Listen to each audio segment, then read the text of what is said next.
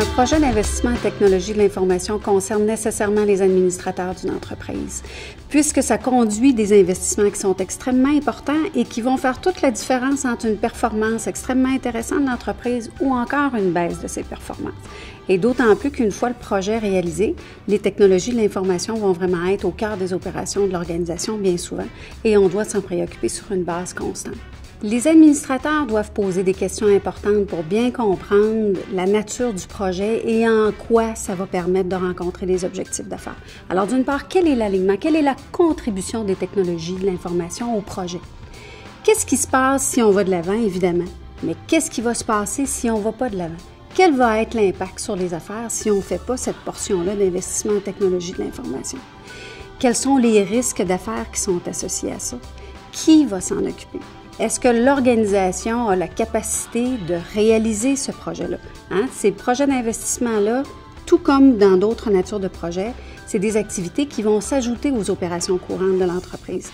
Est-ce qu'on a la capacité, les reins assez solides en termes d'énergie, pas toujours seulement en termes de dollars, mais en termes d'efforts humains pour être capable d'amener ces projets-là à terme et surtout de rencontrer les objectifs d'affaires qu'on souhaitait? Le suivi stratégique d'un projet doit nécessairement inclure la portée du projet.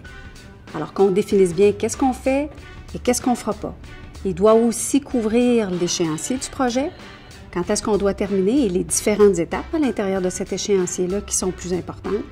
On doit identifier les coûts du projet, les risques du projet, parce que nécessairement on va avoir des risques, et évidemment la valeur d'affaires que ce projet-là nous permet d'avoir.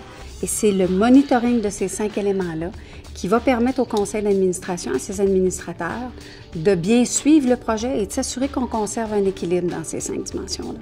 Ces 5 dimensions-là doivent toujours rester en équilibre. Quand on se parle d'un projet de très courte durée, c'est sûr qu'il ne se passera pas de changement. Mais la minute où on parle d'un projet qui est de plus de 3 mois, l'environnement va changer, on va devoir s'ajuster et ça va avoir des effets sur une de ces 5 dimensions-là. Le rôle de l'administrateur, c'est de surveiller qu'on est toujours en équilibre et que fondamentalement, l'organisation ira en chercher la plus grande valeur d'affaires possible.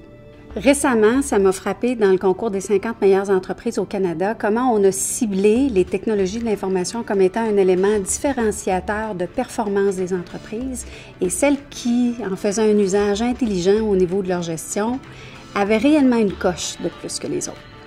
Une fois le projet terminé, on réalise que ce qui a fait son succès, c'est qu'on avait un dossier d'affaires extrêmement bien ficelé, des bons objectifs d'affaires simples, une solution réaliste, une bonne gouvernance, le bon monde à la bonne place.